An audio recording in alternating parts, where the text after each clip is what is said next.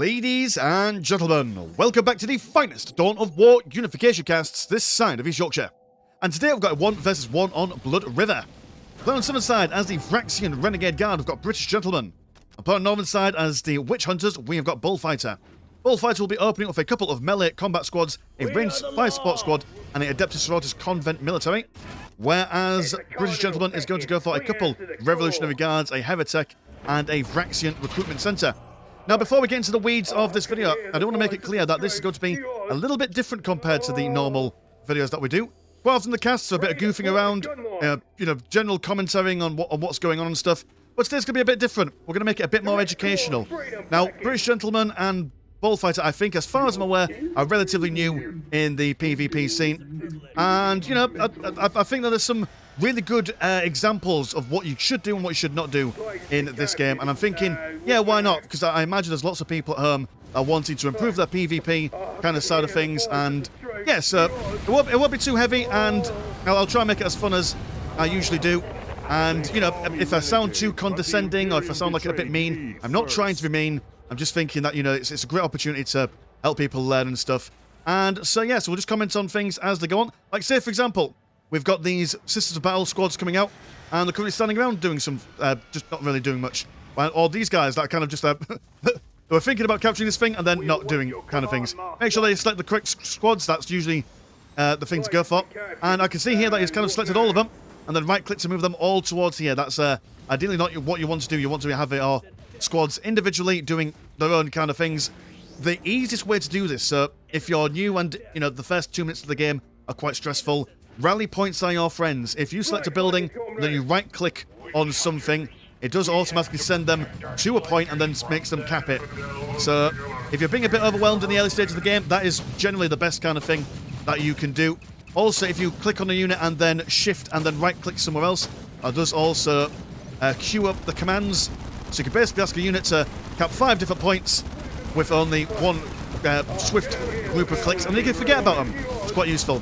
We're asking a transit turret here, and now I know that poo-poo turrets quite a lot in PvP matches. This was not a terrible placement. It's right on the edge. There's lots of negative cover going on here, so it's kind of all right. Although, mind you, if you're playing the Vraxian Guard, you can just put your Vraxian recruitment centre here, and then that's basically a free turret that you can just pop your men in, and then they've got some pretty decent DPS going outside. And when that turret falls down, there's no point in replacing it right next to it, because if one turret's been killed, that kind of is a signifier that the firepower in that general area is enough to take down the turret. So if you do have to build up another turret, preferably somewhere a bit further back where you could do defensive stuff. Or better yet, just upgrade on one of your listing posts. Or better yet, finish building at your listing post, because that's some things that I see quite often in low-level PvP games, that people don't build their listing post, like over here. Oh no, we are seeing them being built, so fair enough. I do also quite like what British Gentleman is doing, where he's having a bit of fight going on over here. He's also got one squad going about the place capping stuff. Ideally, want one squad or maybe a couple of squads being a bit aggressive, and another one kind of mopping up any kind of strategic points that are a little bit loosey-goosey. We're seeing a bit of an overextension from a Bullfighter here, as he's pushing into, should have said towards the Bastion, which the Vraxian Guard can essentially just sit indoors and fire away. And once you get 1 or 2 squads inside there, start firing plasma pistols, which do a lot of damage against heavy infantry like the Sisters of Battle, as well as the regular las gun fire. It's good against the normal infantry stuff. And there's no anti-building stuff going on here, so it's going to take them a while to break through the listing post. And they don't really need to fall back all the way. Now, they just need to fall back outside the range of this Bastion. They're kind of just falling back a little bit. I do see... Have you put a... Oh, I see. Right, so what British Gentleman's done is he's put the rallying... you can see about that little red dot, which makes me think of those... Is it Moogles from Final Fantasy? Either way, he put the rally on them. So wherever they go, these guys are basically going to be rallied towards them. Which wouldn't normally see, but it's a thing. It's a thing you can do. We are all seeing... There we go. Look at these guys. They're up on the northern side. They're decapping stuff. They're doing a little bit of harassment, which can also force these guys to fall back a little bit as well. Although, again, we are seeing all these guys focusing on capping one critical location, which, again, you don't need to do that. Have one squad capping this, then maybe these guys... Oh, look, there's a place over here that you can start capping. So it's all about trying to multitask and make sure that your forces are doing as many things as possible. Oh, what's it called? Is it called Action Economy? where you've only got so many actions that you can do in any one given time, and you need to make sure that you're maximizing the efficiency of your fighting forces as well as your economy. And these guys, yeah, once the morale's broken, unless you've got other people coming in to do some damage, maybe you want to pull them back until they regain the morale or stuff like that. But I suppose they are kind of absorbing the fire while these guys on the back lines with their grenade launcher. Only one grenade launcher, killing them gradually over time. And again, like if these guys just decided to come over and support them, that would have been something, but they're all doing one thing at a time, which is a bit of a pain. Now, one thing that the witch hunters can do in this situation, which I suppose highlights the idea that you should know your faction, or at least know a couple of build orders for them, is that generally 9 times out of 10 when you see the witch hunters play, they either go for 2 openings in their local headquarters. They either go for the repressor tank, which is a really powerful opening, just because, I mean, you've got a tank, tier 1, which, you know, it's not much more powerful than a rhino, but for absorbing damage as a ram sort of thing, so it can charge into the middle of infantry formations and do a lot of damage. Stop building turrets, man. You've got the fighting forces, just push on forward. But yeah, so you've got the repressor tank that can come in, do a lot of damage, or you could go for the Inquisitor opening, which has just, you know what I mean, combine that with the Canoness. Can you go for both? I mean, 2 heroes in tier 1, again, that's still quite strong. And the Inquisitor can also go for lots of additional dudes and dudettes in her ranks. I mean, the Renegade Master Officiorum, he can get extra boys in there as well, which he should really be getting as well. But yeah, it's kind of the same situation. If I'm making any sense, there's a lot of information I'm trying to parcel out here. So I do apologise for rambling a little bit. But see, so now what they're doing is that they're capping stuff, which, while they're being attacked, which is... they're doing the correct things but in the wrong order. The correct things but in the wrong order. And now we do have these flanking people who have now been able to mop up any retreating people with their wonderful choice of flamers. And they will all go down all the same. Now seeing some trench turrets playing placed here. Rather than that, build a listing post on this. That might be an idea. I mean, yeah, okay, it's probably going to go down, but by the time these guys were able to get over on it, they would have paid for itself. Anyway, more fire. The sadness and badness being done to these melee squad people. And interesting that Bullfighter has gone for... He's going for more fire support squads, which for a lot of factions... from your HQ, you tend to get lots of capping units, yeah? I mean, the Eldar have got the Guardians, Chaos Space Marine's got the Cultists, etc, etc. You know the deal. And generally, the early stage of the game, these guys will be capping, but they'll also be supporting in fights. But as you start to get your barracks up and you start to get your economy on the go, then these guys kind of fall to the wayside a bit. And you start relying more on your more substantial infantry units. Or maybe even just taking up. But we are not seeing that at the moment from Bullfighter. He is building up more of these Arbiters. And if you look at their unit card, if it is to be believed, only 5 in the squad can get 1 weapon upgrade. And, I mean, their damage isn't great. I mean, compare them to, let's say, the militia soldiers. Militia soldiers just flat out have a better damage output. Then the sisters, you look at them, no, look, that's the one you want. I mean, look at the reinforcement rate of 40 blue for 10 models compared to the Arbiters, which is 35 blue. I mean, you're paying a full lot for not much benefit, really. So also reinforcing all your squads to maximum is usually not the done thing. Generally, you want to keep your squad the squad size to the smallest possible. That way, you're able to be more efficient with your economy. And again, that action economy, we're able to move small squads around and do lots of capping and stuff while, you know, saving money for taking up. Which we are not seeing taking up because we are seeing lots of revolutionary volunteers. Fairly, I mean, have you taken up? No, you have not taken up. You are spending a lot of money on this stuff for like 9 minutes. No one being in tier 2. I'm not entirely sure actually if you're in tier 2 at the moment. Or whether you just built some bits and bobs on yet. But by about 5 minutes in a game, usually should start seeing people taking up. Got a couple of trench turrets on the left hand side, which is more economy. I mean, what is that? Something like 150 blue and 75 green or something of that ilk. It's quite expensive green money wise to build 3 of all things.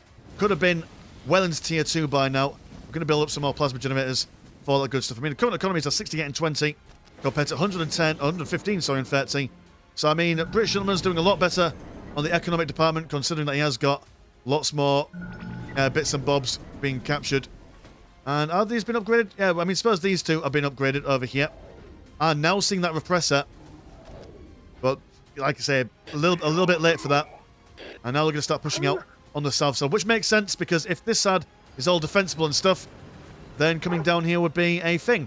But if they're in tier 2 and they had... I mean, I suppose you could actually...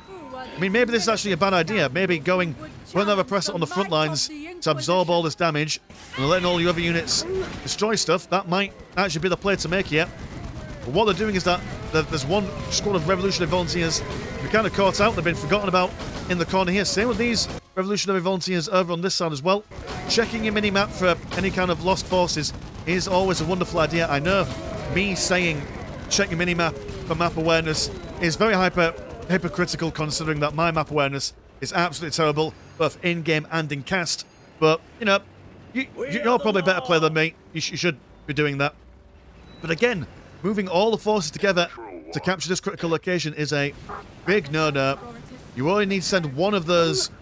I mean, even the melee squad is actually probably the one you want to send over there. And then the rest of these guys come and put pressure somewhere else. This place is ideally what you want to be destroying, because this is your natural listening post here. And more melee squads, that is not what you want. I mean, what are you? You are 20. I mean, I suppose 25 is a lot cheaper. But, I mean, you're going to die. You've got infantry armor, not much health. You've already also reinforced them to maximum size. And are you in tier 2? No, you are not in tier 2. You are well and truly sat in there. You've got the money. Essentially, so one thing as well is that for your opening orders is you'll see 9 times out of 10 people will build their tier 1 recruitment building and 1 plasma generator. Then with their starting a hunt, so you basically also start the game for 100 green. And with that 100 green, you maybe will get an upgrade for your listing post. Maybe if you're worried that there's some aggression incoming, maybe you will hire 1 commander, and then gradually over time, with that 1 plasma generator, maybe even 2, if you've got to buy multiple upgrades for your listing posts, or maybe some upgrades for your infantry with the heavy weapons and stuff. By the time it gets to about 5 minutes, you've got enough green money saved up. Now, if you don't reinforce for a little while, you've got that blue money on the go to then go into tier 2. So that's why you will see most people open up with a plasma generator from the get-go. I'm now seeing tier 2 on the way for Bullfighter. Wonderful concave. The listing post down here is going to go down and will be capping it. But is it going to send everyone over? Oh, poor Heretic. Not a happy time for him. Not a happy time for him at all. But yeah, they're just going to sit around and cap this. And these guys are kind of just chilling. I mean, what's your plan? Because in this stage, I mean, you've got the assaulting ground here. I suppose you built up a Vraxian mechanized command. But while you know for a fact that all these guys are down here, based on the size of the army, you can make a reasonable assessment. This is probably all that they've got. You can now just start sending people in and start sniping out these bits and bobs over here. I mean, you've also got like half your army down here as well, so you know full well that you don't need to push too far forward or move too many of these guys around.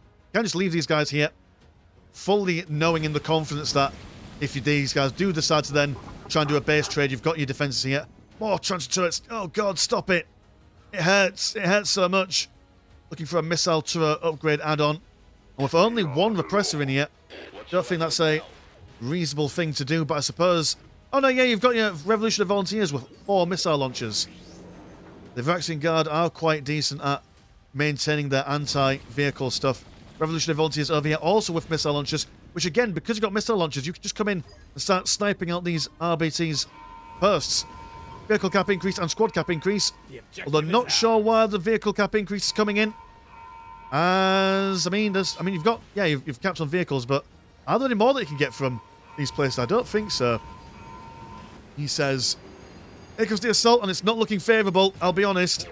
This is a very strong defensive position. I mean, they'll be able to snipe out this listing post if they keep back. If they push too far in, and yeah, in an entrenched position, they've already got their grenade launchers as well. Might have made sense if you made sure that the melee squads were in front, push them forward. Too much anti-tank stuff like repressors do any kind of good. You got the little dogs in there as well, the Cyber Mastiffs, able to spot out infiltrated units, but won't be doing them any favours here. Which again, if you are familiar with the opponents that you're against and what you're capable of, having that infiltration detection is a bit unnecessary. And everyone's just been absolutely wiped out. You've got to absolutely respect the negative cover. It massively increases the amount of incoming range damage. So it's good that they didn't send them all in to die forever and ever, our men are now going to fall back. But losing so much of the forces. Once they came in, once that tank came down, the idea there would have probably been just a straight up retreat.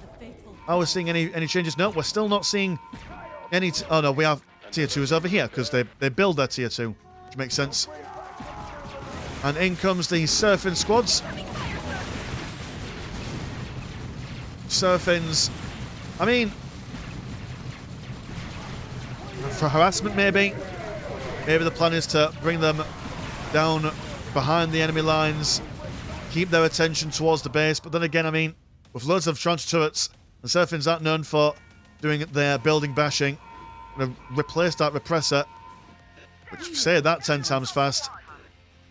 Yeah, double Surfings, fragmentation and melter bombs research. So I suppose fragmentation grenades to blow up the lightly armoured infantry, melter bombs for any tanks incoming. But we are now seeing a whole host of hellhounds over on this side, which are absolutely ideal at destroying infantry. Just going to go for their devil dogs. So actually, no, these guys are built for anti-vehicle stuff, which is interesting. You've got your anti-vehicle stuff in your infantry. So one thing as well, you want to, with your fighting forces, kind of balance them out. Because, yeah, okay, fair enough, maybe your opponent has gone... I mean, I suppose, say in this situation, if you know that your opponent is 99% infantry, then having so much anti-vehicle, anti-building stuff is probably not the most efficient way to go for things. You need to keep an eye on what your opponent's building, maybe even when you're pushing into their bases, having a little bit of a look around, seeing what kind of buildings that they've got, and then using your weapons and using your build composition accordingly. At the moment, I would say this is way too much anti-vehicle stuff. And again, British Gentleman is doing the exact same thing where he's sent all his boys over to capture one thing where he could be sending all this stuff over here just to, if not for the killing blow, but just to at least keep these guys at bay. You know, maybe snipe out a couple of models here and there. Because at the moment, the economy is absolutely tanking. They've only got 3 points at the moment. Sister Battle deciding to go in, but again, the repressor should have gone in first just to absorb some of that damage.